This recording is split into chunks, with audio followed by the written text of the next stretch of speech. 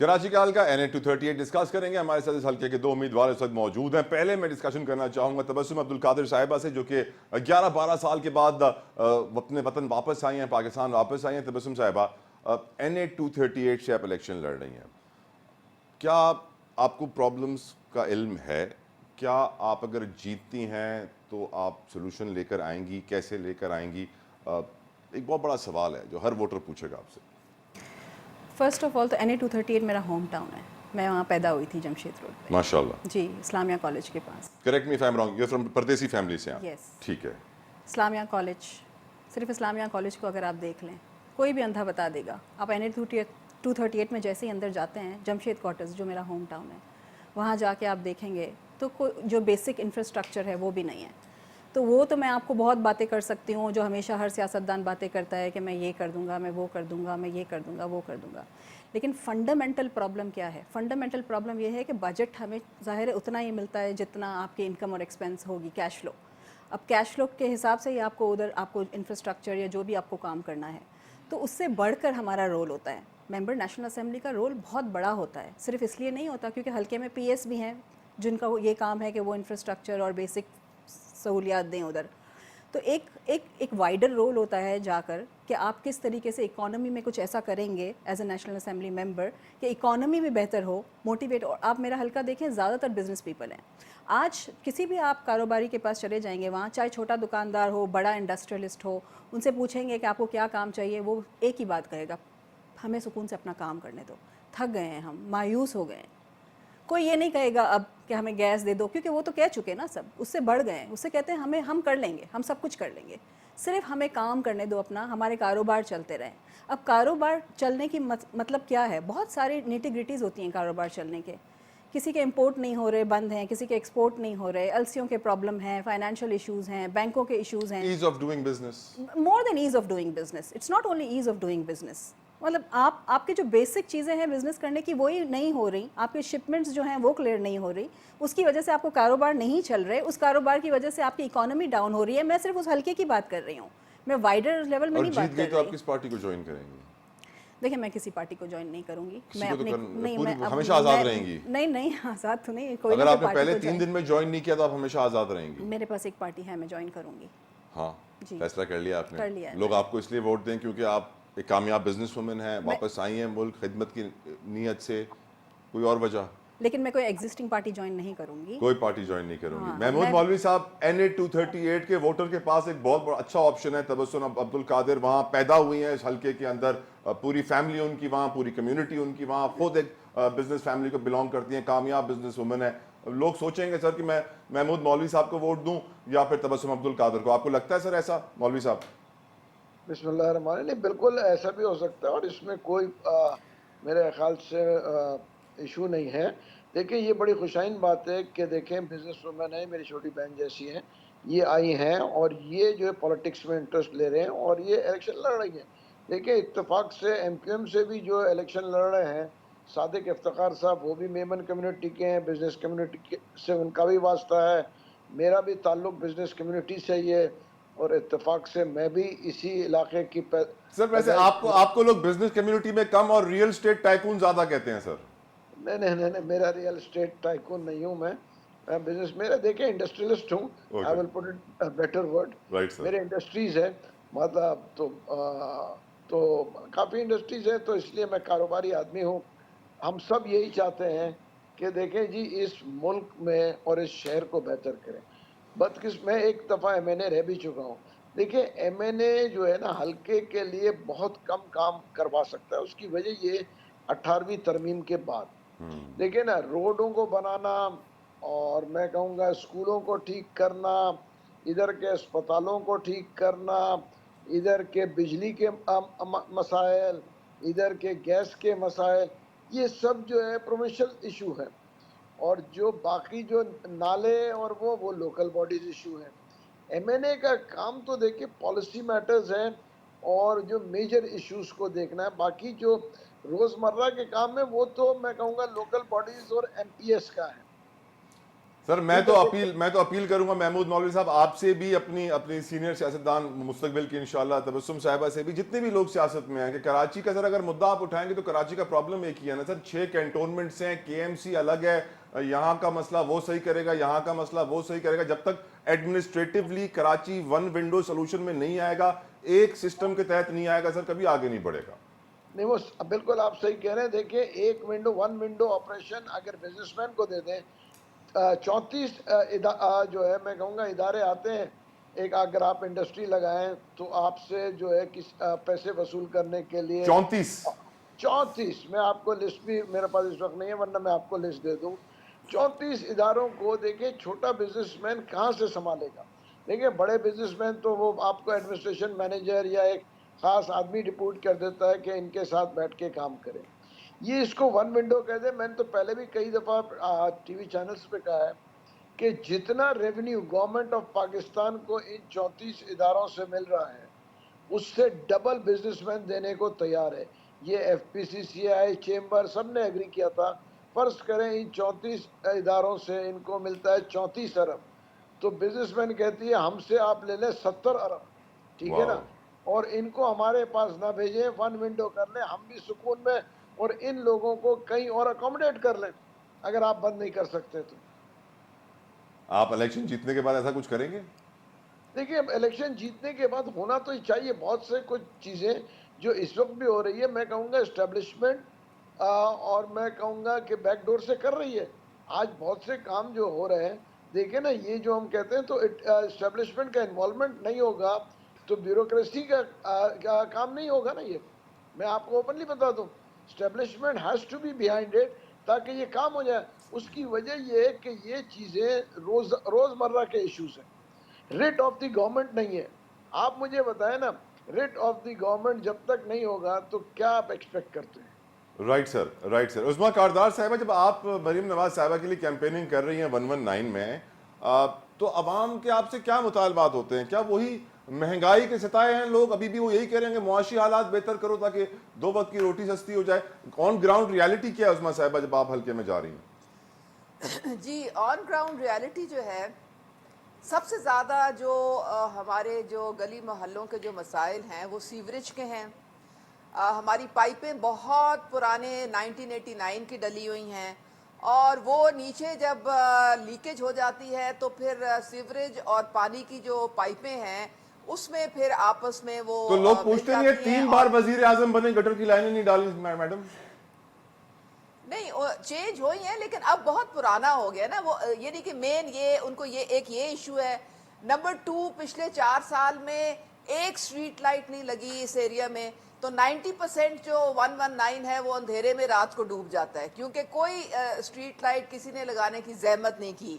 پھر اس کے علاوہ جو ان کو جو گیس کا بہت شدید, وہ تو پورے ملک میں بہت شدید ایشو ہے. بل آ جاتے ہیں 13 ہزار کے, یعنی کہ ایک دم سے بہت زیادہ جمپ آئی ہے اور گیس آتی نہیں ہے. پھر اس کے علاوہ جو ہے ان کی جو صفائی کا جو سارا ایشو ہے وہ بھی ہمارے, آئی ایم سوری ٹو سے, ہمارے ڈپارٹمنٹس جو ہیں سارے موجود ہیں لیکن ان کو بھی اوپر سے مانیٹر کرنا پڑتا ہے, اس کے بغیر صفائی نہیں ہوتی یہاں پہ.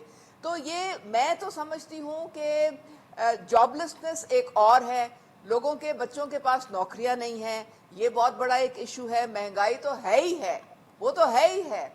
اور لیکن یہ ہے کہ یہ ساری باتیں ایسی نہیں ہیں جس کو آپ ڈیل نہ کر سکیں. میرے خیال میں ہم اگر تھوڑی سی بھی ایفرٹ کر لیں تو خوشحالی بالکل آ سکتی ہے. اور یہی وہ لوگ کہتے ہیں کہ جی ہم 2013 سے لے کے 17 تک, اور اس سے پہلے جب چیف منسٹر تھے میاں محمد نواز شریف, تو وہ ہمارے اسکول انہوں نے ہمارے لیے بنوائے, ہسپتال اس ایریا کے ہمارے انہوں نے بنوائے. تو یہ ساری باتیں وہ یاد رکھتے ہیں, اور اسی لیے وہ کہتے ہیں سستا زمانہ تھا, ہمیں 2 وقت کی روٹی کے لالے نہیں پڑے ہوتے تھے. تو یہ ساری باتیں جو ہیں نا یہ پھر کاؤنٹ کرتی ہیں. لوڈ شیڈنگ وہ کہتے ہیں جی کوئی نہیں ہوتی. لیکن میڈم یہ بھی تو بات کاؤنٹ کرتی ہے کہ نواز شریف صاحب ایک راگ آلاپ رہے ہیں, مجھے کیوں نکالا, مجھے کیوں نکالا, مجھے کیوں نکالا, عمران خان برا, پی ٹی آئی برا, انہوں نے تباہ کیا. ڈونٹ یو تھنک یہ نیریٹو بہت زیادہ انہوں نے ریپیٹ کر دیا ہے, سن کے لوگ پک گئے ہیں کچھ؟ دیکھیں یہ آپ غلط کہہ رہے ہیں. نواز شریف صاحب صرف ایک بات کر رہے ہیں, وہ کہتے ہیں کہ اگر ہم اپنے پرانے جو ہم نے غلطیاں کیں اس سے ہم نے سبق نہ سیکھا, آئندہ وہی غلطیاں ہوں گی. تو بہت ضروری ہے کہ جو پرانی غلطیاں ہوئیں جس کی وجہ سے پاکستان کو بہت نقصان ہوا, بہت ضروری ہے کہ اس کا ازالہ کیا جائے. وہ صرف یہ کہتے ہیں, وہ اور کچھ نہیں کہتے. وہ کہتے ہیں جی میں کسی قسم کا میں انتقام میرے اندر نہیں ہے, میں صرف پاکستان کے لوگوں کی خوشحالی چاہتا ہوں, اور میں چاہتا ہوں کہ ترقی کی راہ پہ پاکستان جو ہے وہ گامزن ہوئے. اور آپ اگر ہمارا منشور پڑھیں, بڑے جامع ڈاکیومنٹ ہے, اس میں یہ ساری باتیں جو ہیں 36 سیکٹرز جو ہیں بڑے ڈیٹیل میں بتایا گیا ہے کہ کس طریقے سے 10% مہنگائی جو ہے 2025 کے اینڈ تک انشاءاللہ ہم کم کر لیں گے. ریئلسٹک ٹارگٹس ہم نے دیے ہیں. 20 سے 30% بجلی اور گیس کے ہم جو ہے وہ ریٹس کم کریں گے, اور ہائیڈرو پاور کی طرف جائیں گے, بھاشا ڈیم کی طرف ہم زیادہ توجہ دیں گے.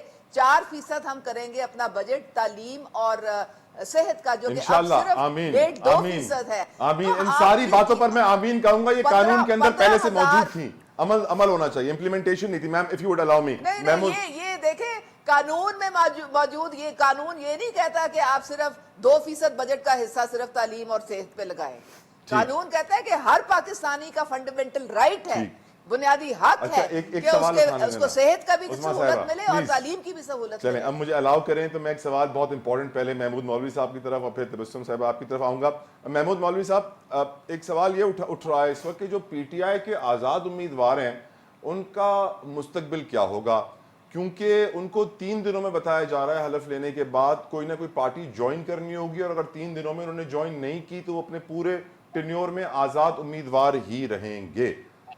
تو لوگ یہ کہہ رہے ہیں کہ پی ٹی آئی کے امیدواروں کو, آزاد امیدواروں کو ووٹ دینا اس لیے فضول ہے کیونکہ وہ مستقبل میں جا کے لوٹے بن جائیں گے. سر آپ اس نیریٹو کے اوپر کیا اوپینین رکھتے ہیں؟ سر نہیں دیکھیں, ایک چیز میں کہوں گا, لوٹے کیوں بن جائیں گے, اس کی وجہ یہ ضروری, دیکھیں ان کو وہ جو ہے وہ اس پارٹی میں جائیں گے جس پارٹی میں لوگوں کے مسائل حل ہوں اور لوگوں کے کام ہوں.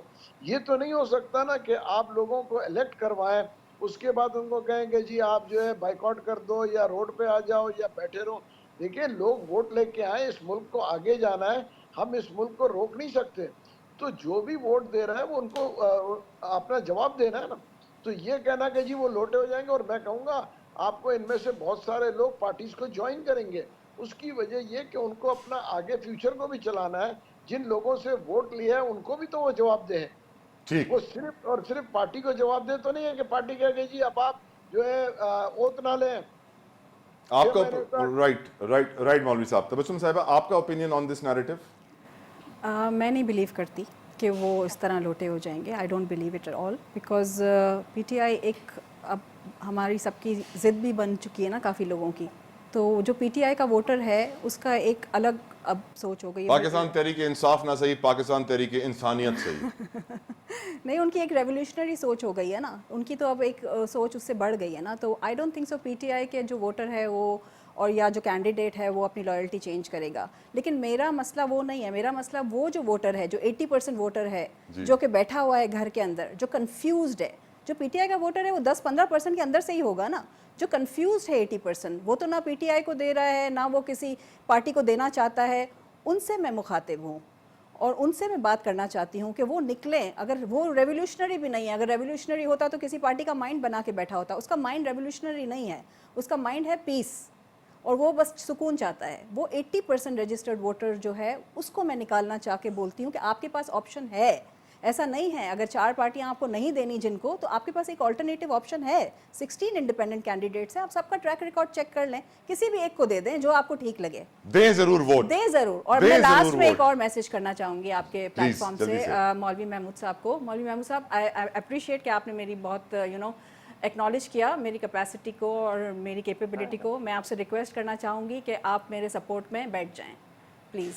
سرنڈر کر دیں سر, آپ سرنڈر کر دیں محمود مولوی صاحب. جی, اگر آپ کو لگتا ہے کہ میں اتنی کیپیبل ہوں اور میرے اندر اتنی کیپیسٹی ہے تو میں آپ سے یہ ریکویسٹ کرنا چاہوں گی کہ آپ میرے سپورٹ میں بیٹھ جائیں. Thank you very much. میں آپ کے سپورٹ میں بھی بیٹھ جاتا اگر آپ جیت رہی. بیٹا بالکل میں آپ کو بڑی فرینکلی بتا رہا ہوں, میں آپ کے سپورٹ میں بھی بیٹھ جاؤں کہ اگر مجھے یہ ایشورنس ہو کہ آپ جیت رہی ہیں نا, تو میں آپ کو ابھی ٹی وی پہ کہتا ہوں کہ میں اپنے ووٹ آپ کو دے دوں گا جتنے آپ مفاہمت کی بات کر رہے ہیں نا تو یہیں سے سٹارٹ لے لیں نا. جیتنا ہارنا اللہ پہ چھوڑ دیں. آپ مفاہمت کی بات کر رہے ہیں, آپ یہیں سے لے لیں اپنا. ابھی لائیو بتا دیں کہ میں بیٹھ رہا ہوں. دیکھیں یہی چیز مجھے ایم کیو ایم کے جو ہے نا صادق افتخار میرے عزیز بھی ہیں, وہ فیملی ٹرمز ہیں ہمارے, انہوں نے بھی کہا. میں نے کہا یار جو ہے, میں نے کہا صادق اس میں کوئی قباحت نہیں ہے, کیونکہ میرے کو جو ہے یہ لالچ نہیں ہے, مجھے چاہیے شہر کا اور ملک بہتر ہو. اگر آمین. تم سمجھتے ہو تو میں تمہارے حق میں بیٹھ جاؤں گا, مگر تم یہ مجھے گارنٹی کر دو کہ ملک اور شہر بہتر ہو جائے گا.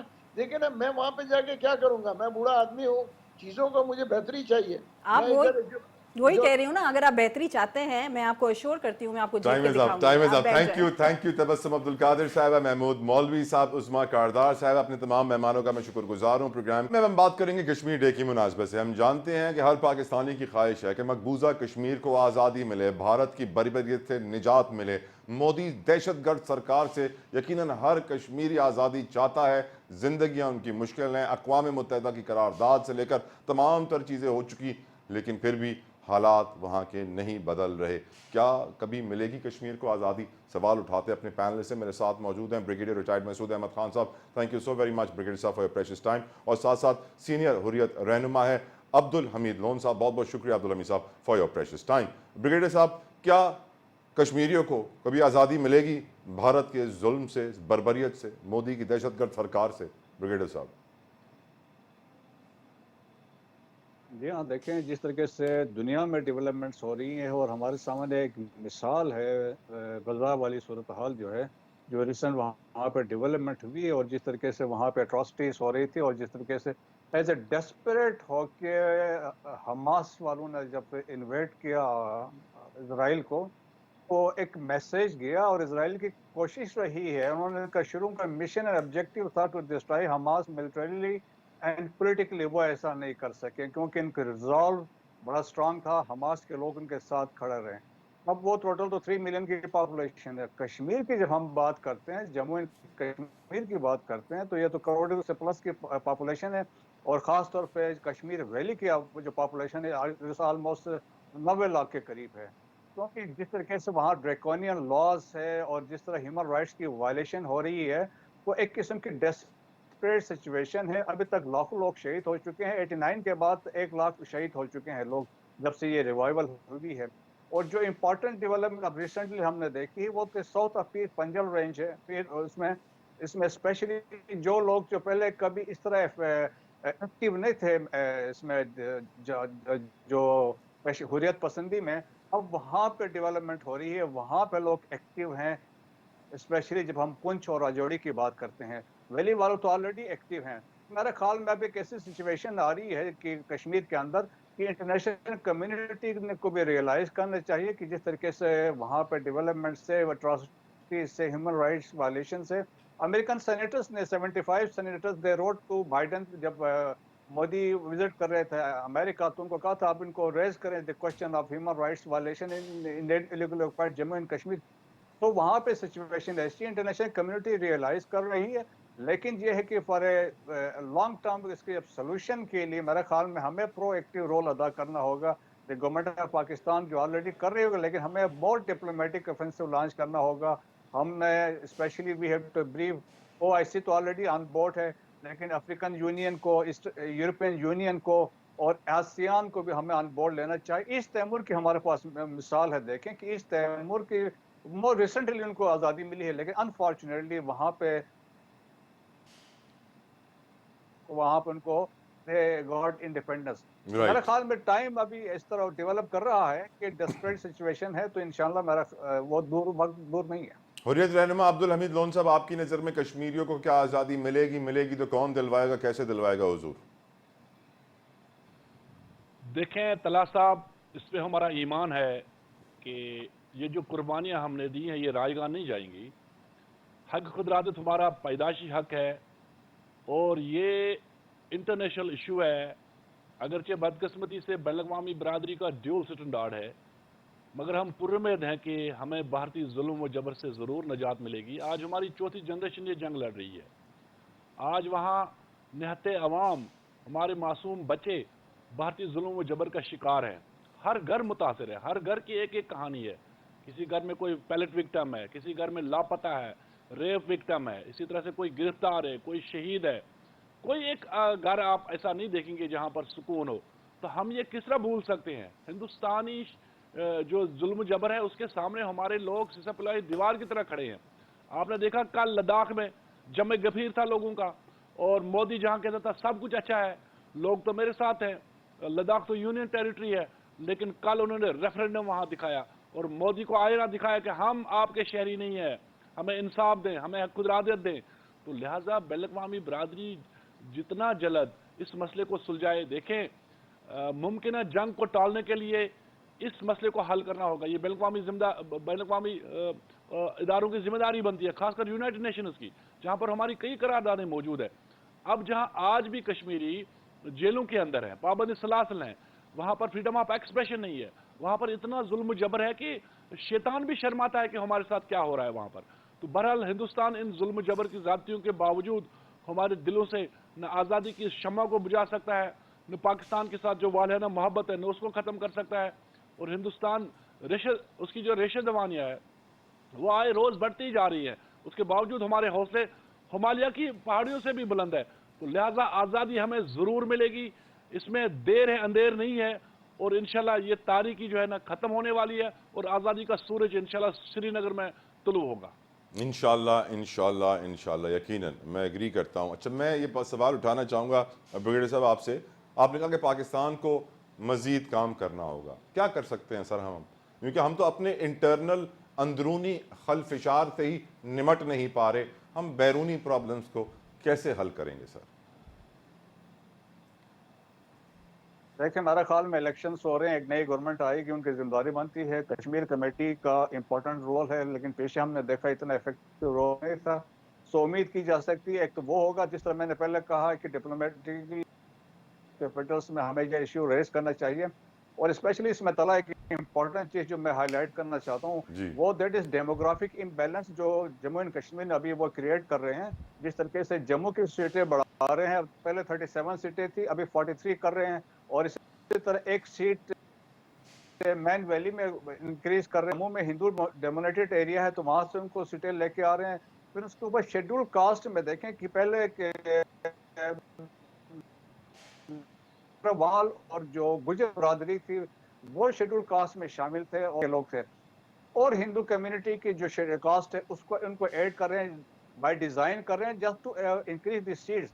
अल्टीमेट एम जो है इनका है वो एक हिंदू चीफ मिनिस्टर लेके आना चाहते हैं, और इसमें लाइकली वो कामयाब भी हो जाएंगे। जिस तरह डिलिमिटेशन में वहाँ फ्रॉड कर रहे हैं, जिस तरह डोमिसाइल्स वगैरह दे रहे हैं, 4 मिलियन लोगों को डोमिसाइल दिया है। एग्जैक्टली दे आर फॉलोइंग जो इजरायली मॉडल है। एक तो देख कि उन्होंने सेटलमेंट जिस तरह 35A खत्म किया, इसका मतलब तो एनीबॉडी आउटसाइड इंडिया आके यहाँ से प्रॉपर्टीज परचेज कर सकता है, यहाँ पे सेटल हो सकता है। और सेकंडली देखें विलेज डिफेंस का कंसेप्ट इंट्रोड्यूस करवाए जम्मू डिवीजन में, और उसमें स्पेशली जो वेस्ट बैंक में इजरायली सेटलमेंट वेपन्स कैरी करते हैं, इसी तरह हिंदूज वहाँ पे जम्मू वाली साइड में वेपन्स कैरी कर सकते हैं।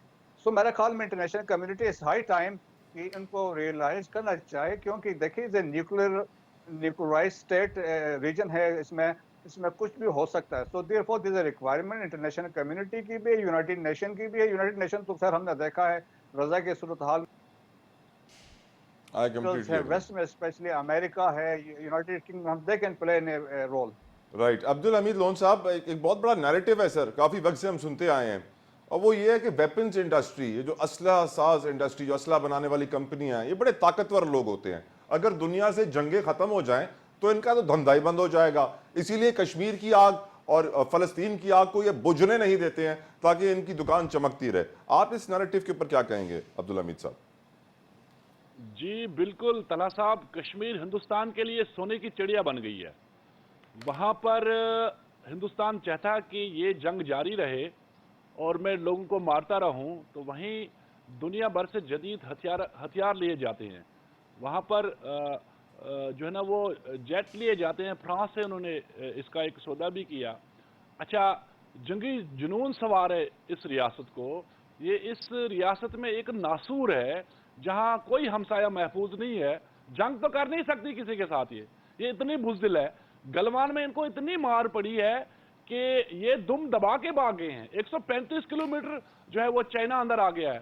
اچھا اروناچل پردیش کے اندر بھی ان کو مار پڑ رہی ہے, اور جہاں پر آپ دیکھیں کہ بارڈر کے اوپر یہ نہتے لوگوں کو مار رہے ہیں پاکستان کے ساتھ جو سرحدیں ملتی ہے. اب یہ ہر جگہ دہشت گردی کر رہے ہیں, اور نیپال نے بھی اب ان کو ٹھنگا دکھا دیا ہے. خالصتان مگر اس کے باوجود یہ ریجن میں چودراہٹ قائم کرنا چاہتے ہیں. جدید ہتھیار لاؤ لشکر لے کر جب یہ معصوم لوگوں کو مارتے ہیں, اس کو یہ کہتے ہیں بہادری. یہ بہادر فوج نہیں ہے, بس دنیا کو دھوکہ دیا جاتا ہے کہ ہم جمہوری ملک ہے. جمہوریت کوئی نام نشان نہیں ہندوستان کے اندر. یہ ایک فسطائی ریاست بن چکی ہے جو فیک سرجیکل سٹرائک کے نام پہ لوگوں کو بیوقوف بناتی ہے. وہ کہتے ہیں کہ میرا سینہ 56 انچ چوڑا ہے, مگر لڑنے کے قابل نہیں ہے. مقبوضہ کشمیر میں 1.5 ملین فورسز جو ہیں ان کا مورل ڈاؤن ہے, وہ کوئی جنگ نہیں لڑ سکتی ہے. بہت بہت شکریہ سر, آؤٹ آف ٹائم. یہ بزدل قوم ہے, نہتے لوگوں کو مار رہے ہیں. بہت بہت شکریہ عبدالحمید لون صاحب, بریگیڈیئر مسعود احمد خان صاحب, آپ دونوں مہمانان گرامی کا بے حد مشکور ہوں. ایک بریک لیتے ہیں, آپ کہیں مت جائے گا, ہمارے ساتھ رہیے.